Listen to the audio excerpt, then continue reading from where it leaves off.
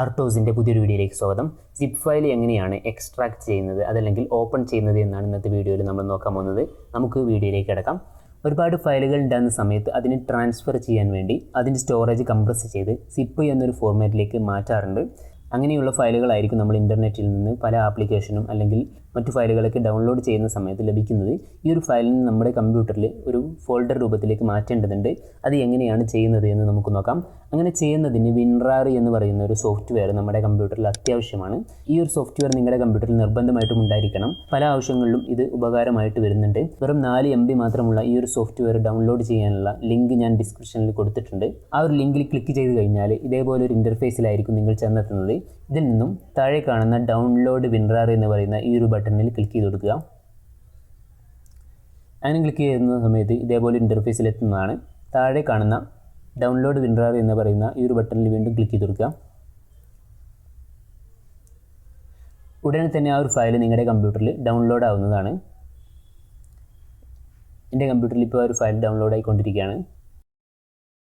ശേഷം ഡൗൺലോഡിൽ പോയി നോക്കിക്കഴിഞ്ഞാൽ ഇതേപോലെ ഒരു ഫയൽ നിങ്ങൾക്ക് കാണാവുന്നതാണ്. ശേഷം ഈ ഒരു ഫയലിൽ ഡബിൾ ക്ലിക്ക് ചെയ്ത് കൊടുക്കുക.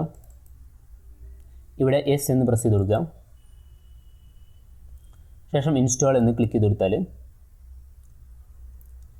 ഇതേപോലെ ഒരു പോപ്പപ്പ് വരുന്നതാണ്. ഇതിൽ ഓക്കെ എന്ന് പ്രസ് ചെയ്ത് കൊടുക്കുക. ഡൺ. ഇപ്പോൾ ഈ ഒരു സോഫ്റ്റ്വെയർ നമ്മുടെ കമ്പ്യൂട്ടറിൽ ഇൻസ്റ്റാൾ ആയിരിക്കുകയാണ്.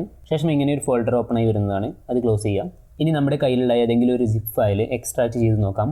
ഇപ്പോൾ എൻ്റെ കയ്യിൽ ഇതേപോലെ ഒരു സിപ്പ് ഫയൽ നിങ്ങൾക്ക് കാണാവുന്നതാണ്. നിങ്ങളുടെ കമ്പ്യൂട്ടറിൽ ഒരു പക്ഷേ സിപ്പ് ഫയലിൻ്റെ തമ്പനയിൽ ഈ ഒരു രൂപത്തിലോ അല്ലെങ്കിൽ ഈ ഒരു രൂപത്തിലായിരിക്കും ഉണ്ടാവുക.